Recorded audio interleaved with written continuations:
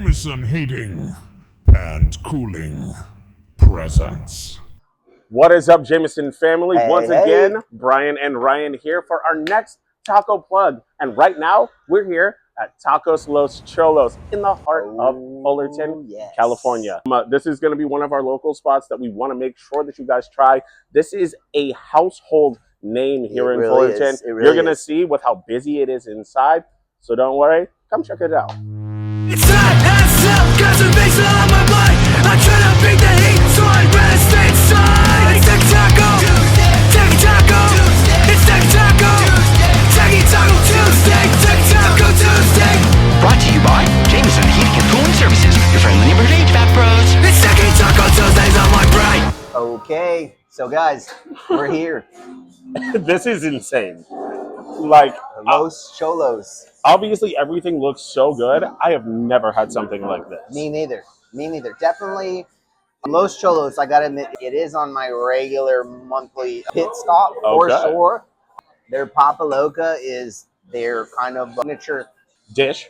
There you go. Yeah, there you go. Thank you, I mean, buddy. honestly, I've never had it before, so I'm interested. Oh, okay. The Papa Loca is great. What I have not had is this beast right here. This thing is massive. It's their Mexican pizza. Yes. It's got all kinds of stuff in it, and it looks incredible. Yeah. Okay, so where do you think we should start? Because I feel like should we save this for last or just go straight in? I say let's go to it first. First? Let's do it. Yeah. All right. It's a beast.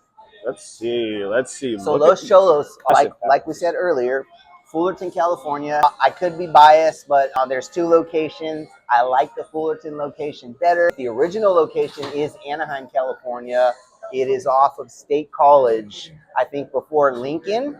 Oh, okay. And yeah, when you drive by, if you're ever driving by, my good home service brothers and sisters, if you're driving by and you see this Los Cholos sign in Anaheim, lunch hour and certainly dinner hour, it is crowded. There's usually a line out the door. It's a pretty household name by now, and there's a unique story on the start of it. Kind of funny to their name, Los Cholos, the gangster.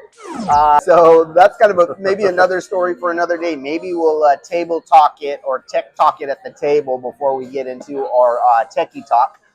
But yeah, it's a fun, cool story. They actually started in like 2020 during the pandemic in front yards. So in the city of Anaheim, different places they would pop up, and this all started in the front yard. So you drive up, and on the lawn there was tables, there was chili sauces, buckets. They were buckets of chili sauces. From there, people loved it. There was kind of a couple different growths, and now they got two full locations. So I'm gonna stop rambling and I'm gonna get into this. Oh yeah. It kind of makes sense that it would end up being a household name because they specifically started like in people's front yards. Correct. Yeah. So you started at people's houses. That's how they're gonna know. What I know too is the owner's a pretty young guy. I've seen him. Yeah, he's a pretty young guy. So pretty cool story. Super cool story in amazing tacos. Well, I'm about to find out right now. And this thing, we call it the Mexican pizza, I think is what they call it. You go first, bud. Ooh. You taste this guy. Oh man. How's that? Crazy? Let me see. Oh yeah. So it's not like a traditional tortilla. Like it's very, very thin. Holy moly! Yeah, man. Whoa. Yo. Okay. Oh my They're God. not skimping on the cheese. They're not skimping on the toppings whatsoever. So this pizza, it's like a quesadilla on steroids. That's what I would have to say, right? Oh yeah. I'm gonna get some of the sauce on it. It's like a leveled up quesadilla because you got like the tortilla and the texture, the cheese texture, but like the sauce, and I think there's beans in that. There's definitely onions in that, and then the protein, which is El Pastor. Whoa. Really good, huh? You gotta get some sauce on that. Yeah. Let me try it with some sauce. This is is this spicy? What's the spice level? Oh no, spice level on that is nothing. Okay. Super mild, but very flavorful. Let's see it. Yo, that first bite was incredible, though. Yeah. Let's see what this God. looks like.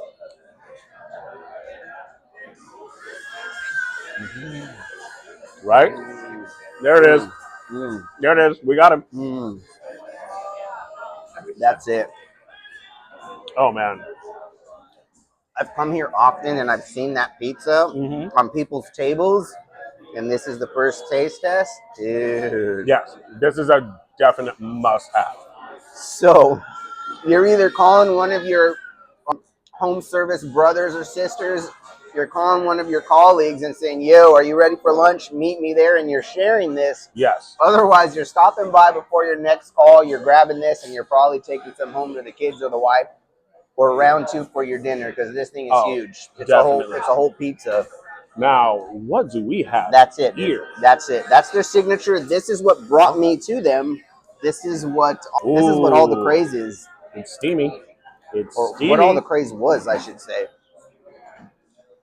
Yes, sir. Yes, sir.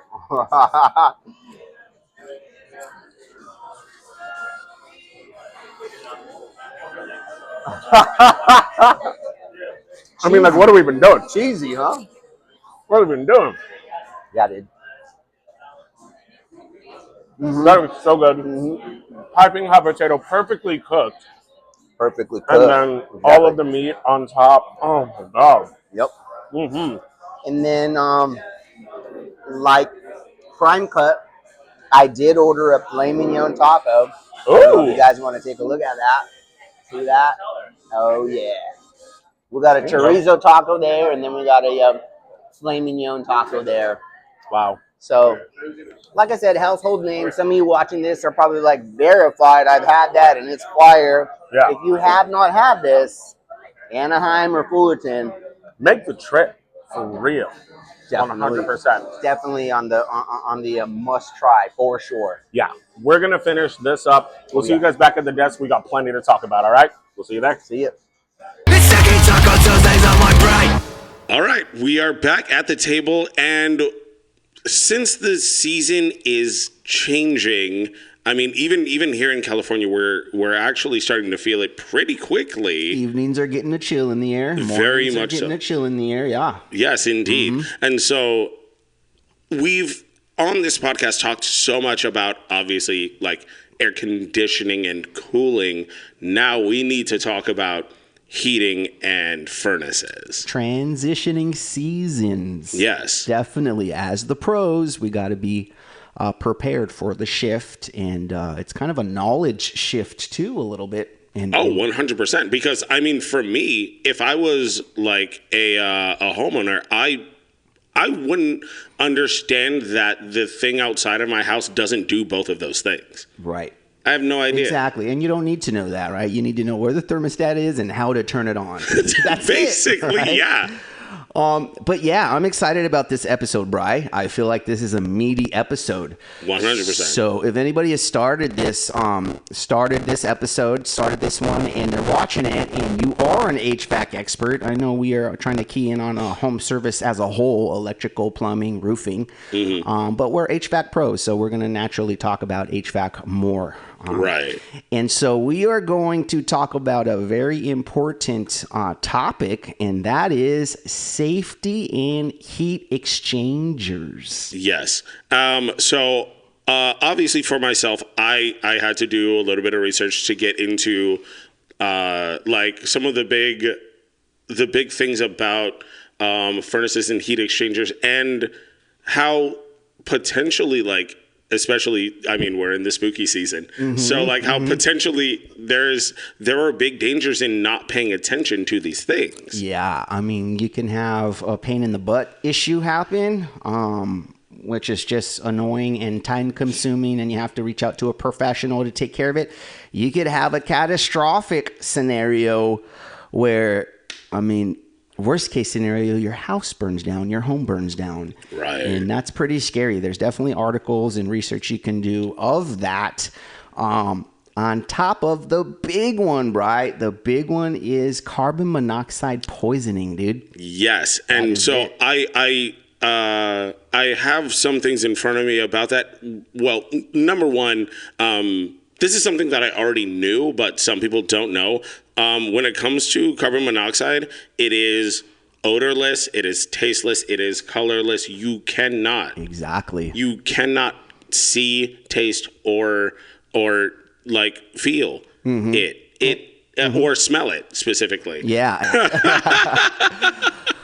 But yes, guys, heat exchangers and the knowledge behind heat exchangers is super important, and I'm grateful and blessed to have been exposed to a training years ago, almost 20 years ago now. That's scary. I was just about to say, I thought you were going to say grateful and blessed to be exposed to carbon monoxide. No, What? definitely not. Years ago, so I'll say this, there's a training called Heat Exchanger Experts, and if you don't know it, do some research on it. I'll be honest, I'm not sure if they are still traveling the country and doing this training, but basically, this is Ellis Prack. And when I saw him, 15 years ago, it was basically his son transitioning and taking over. Okay. So basically, they travel in a big rig with all kinds of old dinosaur furnaces, and they set them all up in a training room. And it's a full day's training. There's lunch and all this kind of thing. Fun. And it's a paid-in training, but they give you all the lowdown on the history of HVAC, the history of heating and air, and the history of the manufacturing of heat exchangers. And we as professionals know heat exchangers are holding the flame that is coming off the furnace when you're running and you're heating your home. Yeah, and I remember you telling me that when it was that they were doing this training, like they had all of them, and not only would they train you on them, they would also tell you where it is that they would fault. Exactly, yes. This is the Bible of heat exchangers. This has 100 years, 100 plus years. I don't know if you can zoom in on that or see that. This is what the book looks like, and there is a ton of knowledge. There's a ton of knowledge in this book here. It's down to model numbers. So if you're in the field and you're working on a furnace that you're curious about how it was designed, what heat exchanger this was designed with, and by the way, we have a serpentine heat exchanger, we have a clamshell heat exchanger, and we have a tubular heat exchanger. And the industry kind of evolved and made things a little bit better as time went on and as deficiencies popped up while these machines were in homes, correct? And so even if you didn't take the class, I encourage Amazon. If you Google heat exchanger experts, I know for sure you can get this book online. It will help you in your career being more knowledgeable and being a professional, because that's what we're after. But more so than that, it will help you increase your pay, because homeowners want to do business with people that are knowledgeable and people that are not blowing smoke out of their honk. That's facts, out of guys. their lizard. Yes, exactly. And so, yeah, it's pretty cool. 100 years, a little over 100 years of the history and the evolution of the heat exchanger. So, I wanted to just really quickly, just for anybody who is worried about carbon monoxide and carbon monoxide poisoning, these are the things that you can actually have happen in your home that might kind of tune you in to that there may be something wrong with your furnace and your heat exchange. So you'll experience flu-like symptoms like headaches, dizziness, nausea, fatigue, and also, and I hate to say this, but in worst case scenario, it can be fatal. Yeah, I mean, that's not a maybe. There's definitely articles in our home service lane with HVAC. Yeah, they're definitely, you can find them on the internet. Families being affected by this scenario. So and those are the like high risk scenarios. Like the low risk ones are like soot buildup in the furnace and stuff like that, or like disruption of like insufficient heating and things like that. So those are ways that you can actually initially find out if you're like obviously like trying to heat your home and it's not working. 100%. That could be a crack. Yeah, and viewers and listeners, we know that that's what maintenance is for, right? It's called PM, preventative maintenance. Word. And I feel like sometimes we normalize that, and the homeowners think it's just some kind of a silly little hook to get us in their home. But the reality is maintenance is important. It is important because we can save the homeowner lots of time and money if they're proactive and they have us once a year doing this pre-winter safety check and cleaning. Mm-hmm. And I mean, when it comes to like the maintenance and stuff, like they say to check like your filters and things like once every like 3 months usually. Yeah. I want to side note tell the story. I was in Torrance years ago. Okay. And I got a call, or I walked in, and naturally customers go, everything's working great. You're just here for the filter change and the cleaning, right? So I get set up, and I get in the attic, and I find it's like a very old consolidated furnace, rusted to all hell. Oh, good Lord. Yeah, it might have been RPV, Rancho Palos Verdes, which would make sense with the weather conditions and things out there. Yeah. But anyhow, I got up, I started doing a check, and it was nice and warm and toasty when I walked in the house, so I knew the heater was running. When I got up there and I started unbuttoning some things and looking at some things, there was a big fireball, dude, and a huge disintegrated hole in this. Yeah, I beg your ever-loving pardon. I was so blown away, and I'm thinking, whoa, like, this is what we're trained on. Like, I'll be honest, I'm a young tech, and I was skeptical, thinking, I don't know if that actually happens, right? And I saw it with my own eyes. It's pretty gnarly, and the homeowner has no idea that that's the condition the system's in, right? Well, yeah, because, I mean, when it comes to, like, a furnace, it's in some place where, in this one, were you attic, underneath? Where was the furnace? I believe, now that I started thinking about it, secondary, RPV, I think it was like in a crawl space. Under the house, yeah. Got it. Susceptible for more moisture and kind of, you get what I'm saying? The condensation in the morning eats away at the metals, creates, deficiency, and it's kind of a domino effect there. Yeah, and the craziest part about that is that, obviously, because of the fact that that's under the house, they wouldn't know to look for something like that. Not at all. And they don't understand that at that moment, they are literally sitting on a bomb. a bit. I mean, yeah, to put it like extreme and simply, yeah, dude, it is that. Other side note, this is why heat pumps make sense to me. A burning appliance in an attic or under a house feels a little outdated to me, but that's just a side note, personal opinion. I get that. But yeah, guys, heat exchangers. I do want to plug something important. A flashlight and a headlamp. This sounds silly, but a lot of techs are running heating maintenances, and they're not prepared with flashlights and headlamps. So that's like standard 101. Please have that. What? Okay. I mean, I understand like headlamp being very different and also very useful.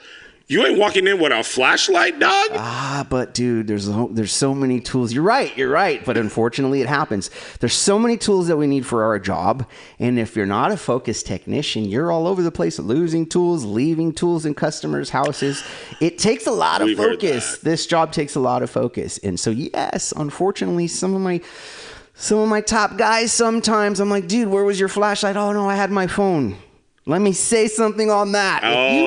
Run it. If you pull your phone out as your flashlight, I promise you're earning a detractor. They're not going to say much about it. If you pull your phone out and you're going and you're job walking with your phone, checking the attic, and your homeowner goes, would you like a flashlight? Detractor, all bad. You took 2 steps back in the process. Oh my God. Yes, man. Honestly, I wouldn't have even thought about that. Dude, it's frustrating, dude. We normalize our job and we think, it's me. I'm going to go in. I'm going to walk in the house and I got a ladder. I'm going to get in a ladder. And we forget, dude, there's little tools, all kinds of trinkets and tools, and sometimes odd jobs where I can't fit in this space, so I need this special tool, angled tool. And dude, it's a craft. You got to prepare. You know what I mean? It's you true. You really do. And so, man, please have flashlights, guys. Professionals. Yeah, add headlamps. Simply. They're important, especially moving into the winter season and the safety season. A lot of these machines are in attics. Number 1.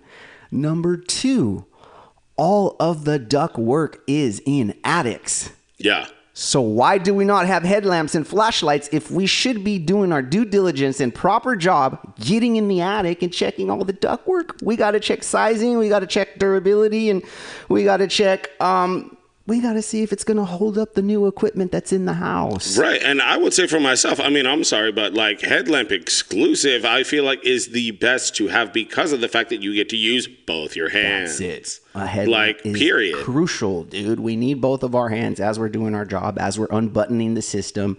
Headlamps. It's kind of silly that I have to say that, and I feel like anybody who's watching this is going to chuckle and be like, haha, that was me last week, or right. I know what he's talking about. Yeah, exactly. You know? Where they literally opened up the back of the van and they went, oh, man. Yes. Yes. So getting back on track with heat exchangers, flashlights mandatory, and some kind of an inspection mirror mandatory. This training, when you pay into this training, they send you home with this PVC tube, and there's like, it's basically recording foam, right? Dampering foam that's in there. And it's this piece of mirror that's, I don't know, 2 inches wide and maybe 2 feet long. Mm-hmm. And this mirror is built so that you can put your mirror in, like, let's say a clamshell that has the dimples in the clamshell heater that the burners come out of. You rest the burners on the ground. Usually there's a ton of rust buildup. And you stick your 2-foot-long glass mirror in there, and you get a bird's eye view of what's going up top. You put your flashlight in there, you get a bird's eye view of what's going on up top in the back. And that's how you're going to find these things. That's how you're going to find these deficiencies. So back to this book. This is Bible, and this will give you Heil, York, Carrier, Rheem, Lennox, Goodman, you name it. This book has all of the furnaces and all of the model numbers for you to reference and say, this 1970s Lennox, in my book, I found it. I have to unbutton this. I have to put my mirror here so that I can find the deficiency that this book tells me this specific model always cracks here. Got it. Okay. Going back to the story that you were telling, where it was that you were under somebody's house and you saw that. Give us what the end result of that was. So you said you came under the house and you saw basically what was a fireball. Yes. And the end result of that, here's the funny thing, is homeowners know, most of the time, they know what they have or don't have. Got it. Right? They usually do, unless they just bought the home within the recent 3 years. And then sometimes the truth is, I have no idea. I just turned on the thermostat for the last 3 years and it's worked, and now it's not working, right? Right. So anyway, the outcome of that was a new furnace, obviously. It was definitely a new furnace. I strongly believe there was no air conditioning on the home because it was RPV or Torrance area. And so, yeah, the result was hey, I'm just the technician. I came to do a maintenance, and your furnace, I understand that the house is warm. Let's just say this. You're very fortunate I showed up today. Wow. He said, what do you mean? I said, dude, this could have been catastrophic. Let me show you. I think I took a video where I showed him. It was nuts, dude. It was a fireball. I said, holy hell. And I ran down and turned the furnace off. Well, yeah. Yeah, dude, it was pretty crazy. So, 3 types of heat exchangers I want to mention to you. And it's good that we know the 3 types. And again, this book will touch on it. This is just briefly. And I do want to say, if anybody's intrigued with this information, I know there's some cool dudes and some business owners and some influencers in our Southern California market that do trainings and classes and stuff. I've never personally been to one, but I hear they're good. We have all that information too, and we would love to give back as well. So if anybody thinks that we should hold a class and host a class at our headquarters in Fullerton, I'd love it. I would love to give back to our tradespeople and our brothers and sisters in the industry. So yeah, please comment or send us a private message if that's interesting to you, and we can dive more deep into this. But the simple takeaway: clamshell, serpentine, and tubular. Clamshell are some of the older furnaces you'll see in the 50s. and they have like these kind of dimples that touch. And the clamshell just happens to be the same firebox that I'm telling you use a big long mirror for. Right. This specific one. Oh, okay. So there's dimples. It's two pieces that are welded together, right? And I know you know the answer to this. What does metal do when it's heated up? I mean, it Expands and contracts. Yes. Right? Shout out to my mentor. I haven't talked to him in over a decade, but he'd grab a safety clip and he'd go, this is what metal does. This is what the heat exchanger does. Ah, okay. What does that safety clip do after so many bends? It'll break. It's going to snap. Exactly. Because, I mean, and that's actually interesting because what he was giving you was a lesson in friction, because friction is also heat. Yeah. When it is that you use a metal clip and you expand it, that is also friction. Yes, and I encourage, put a safety clip in your pocket and pull it out as you're having this conversation with your homeowner. Yeah. Excuse me there. So clamshell, usually in the older ones, the burners come out. You lay the big long burners on the ground with all the rust pile that comes out of that. Mm-hmm. And then you're looking for those dimples to separate. There's another test that we can talk about. I'll save it for another day, but for sure. You're looking for those dimples, and usually if those dimples have separated, there's small hairline cracks, which is a potential for the cracks to get bigger and introduce carbon monoxide into the airstream, and the blower motor will push all that and distribute all that through the house. Which is a big oof. Yes. So that's clamshell. You got to look out for the dimples. Just some food for thought there, or some pointers there. Right. Serpentine heat exchangers are basically, if you have one and you're looking at it, it looks like an S on the side of the chamber. And S for serpentine. Exactly, right? Not rocket science here, bud. So serpentine heat exchangers, they have something called eyelets, and they're also tack welds, I believe.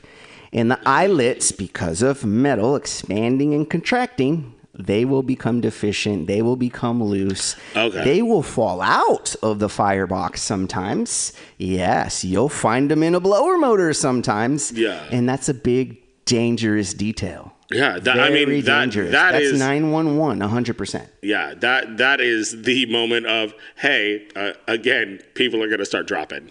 Yeah, 100%. Yes. And then there's the whole flip side of, like, if it's a rental property, we know in our market there's a ton of rental properties, oh my God, yeah. A ton of business owners or homeowners out of state and out of the country, and you can't have the heaters operating like that in a rental property. Oh, 100%. And it's rough in that situation because, like when it comes to rental properties, even like apartments and things like that, like that is something that is difficult to notice when it is that you're dealing with something so large, dealing with so many different ones, right, that it's difficult to notice that one of them is failing. Correct. Yeah. And you really got to do your due diligence. This is why maintenance is important. And I really my hope is that there's some takeaways with this. Yeah. If you just remember clamshell, serpentine, and tubular, and go do some Google research, and then remember heat exchanger experts, Alice Pratt, you'll get a lot of good detail and a lot of good knowledge. Speaking to the younger techs, right? Somebody just maybe getting into this. How often are you trying to articulate the problem and you're trying to explain it to the homeowner and your brain's spinning and you're looking for the proper words and you can't find them? And so now you're stuttering and the homeowner's looking you deeper in the eyes wondering, is this guy full of it, or is he really, you know what I'm saying? And we know that feeling, and your brain's going, I'm trying to tell this person, this man or this woman, the truth, but I can't find the words and I can't articulate it in a way that they understand. So clamshell, serpentine, and tubular, go ahead and do your research. We talked about serpentine, actually. Serpentine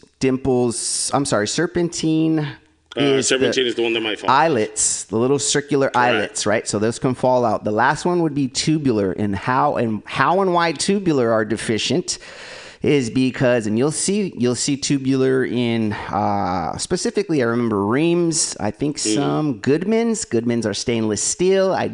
We don't typically find cracks usually, but sometimes. So tubular heat exchangers, basically when the air distributes across the chamber, there are some portions of the tubing on the chambers that are not getting the airflow passing it. Maybe the center is getting more airflow than the left or the right. Okay. And so, I'll show you, Bri. Oh, please do. I would be very interested to find out about this. Hold on. Okay, so let me see. Those are the ringlets. Those are the tack welds, and those are the ringlets right there. Let me make sure that we get it on this one real quick. That's a serpentine. See, it looks like an S. See how it looks like an S? Yeah. Okay, and then I know there's a tubular. Okay, well this is I'll just show you this for this isn't tubular, but you see how that charcoal gray, I call that a primer gray. Okay. It's supposed to look like a little bit of a polished metal. From that polished metal, when it's getting hot spots because the air's not distributing, blowing across the chamber, balance, right? The center's probably getting stronger airflow than the left or the right. Or figure this, the tubes are going like this. Up here, and we have an example in the warehouse. At the very top of the tube, air's not touching that. Correct. Okay, so that's where we get these hot spots on the chamber. You want to write this down. A professional term is flame impingement. So the reality is, we're not looking for a crack to say, oh my God, look at this big 6-inch crack. We're not worried about finding a crack. We're looking at the signs that are leading to say, hey, this is a potential not too far down the road. We're here on preventative maintenance. Let's get this addressed. This is a safety concern. Of course. And so are you with me that some of the tubing is not getting the airflow, so it creates hot spots? Yes, exactly. Right? And in that same way, again, when we're talking about preventative maintenance, it's the same, like putting it into layman's terms, it's the same way that it is that, hey, you should get a regular oil change, or you should check your fluids on your car in the same way that you should do this, because it is preventing you having to deal with a much bigger issue later on. 1000%. If you have somebody rotate your tires, you have a less chance of getting a blowout. 1000%. Yeah. 1000%. And we as home service guys, unfortunately, have a stigma for being dishonest, for being gray, and for, Yeah. And so that's what I love about our company is we have no secrets. We have no gray. Everything is out in the open, and we strongly feel, because we see if you're detailed and you educate yourself a bit, we can articulate this to the homeowner so that we can get the result of taking care of the homeowner and earning an honest living for ourselves and our families. Truth. And also just making sure that they also can trust in us in what we're telling them, where it is that we're not here to, every time it is walk in, sell you a $20,000 service. Right. We're not here for that. Right. We're here to make sure that you feel good and that you trust us to make sure that you continue to. For sure. And this is a long play with the homeowner. We want the homeowner to be ours, to be part of our Jamison family, or for the long term, for the long haul, dude. And that comes with honesty, and that comes with detail. It comes with trust. Yes. So in a nutshell, dude, I feel like that's I feel like we left you with some good meat. Again, if anybody wants some more depth in this, or maybe like live hands-on with some furnaces where we do some training, our headquarters are in Fullerton, and I would love to put that on. So private message us, and we can definitely make that happen. 100%. Make sure to comment on YouTube, or you can hit us up on Instagram, on TikTok, or just go directly to jamisonair.com. You can find everything you need to know to be able to contact us there. Also, before it is that we close out entirely, we still have the Spooky Furnace contest going on up until October 31st. Please show us your spookiest, your oldest, your, I hate to say it, but grossest furnace and take a picture of it, send it to us at jamisonair.com, and you will be put into potentially get yourself a brand new furnace on us from Jamison. Oldest, ugliest furnace wins. And submit your scary furnaces. With that being said, hey, we'll see you guys next time. Peace. Catch you on the next one. Don't forget to submit your spooky furnace.